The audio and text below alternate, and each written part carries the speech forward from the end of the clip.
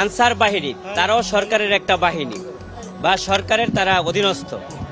তো তাদের যে দাবি দাবা, ন্যায্য দাবি দাবা নিয়ে তারা তাদের জাতীয় প্রেস ক্লাব সহ এবং সরকারের কাছে তাদের ন্যায্য যে দাবি দাবা তারা এটা পেশ করেছিল এবং পরবর্তীতে সরকারের কাছ থেকে তাদের সাথে যোগাযোগ করা হয়েছিল।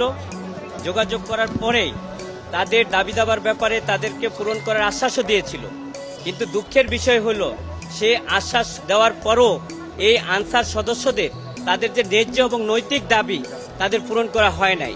যে আনসার সদস্যরা তাদের যে অবহেলিত তাদের নৈতিক দাবি দাবার জন্য এবং তাদের যুক্তিসঙ্গত দাবি দাবার ব্যাপারে তারা আন্দোলন করতেছিল এবং সচিবালয়ে তারা শান্তিপূর্ণভাবে অবস্থান ধর্মঘট করতেছিল এবং কোনো বিশৃঙ্খল তারা যেহেতু একটা বাহিনী, তারা উশৃঙ্খল এবং বিশৃঙ্খল করার তাদের উদ্দেশ্য এবং লক্ষ্য ছিল না। তাদের দাবি দাবার মুখ্য উদ্দেশ্যই ছিল।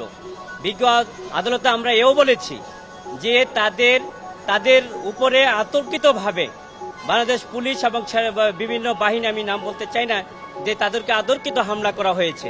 আপনারা জানেন যে বিজ্ঞ আদালত এও বলেছে যে তাদের ব্যাপারে উভয় পক্ষে কেন সংঘর্ষ হয়েছে তারা শান্তিপূর্ণ হলে। আমরা বলেছি যে গত এক সপ্তাহ যাবতীয় তারা আন্দোলন করে আসছে।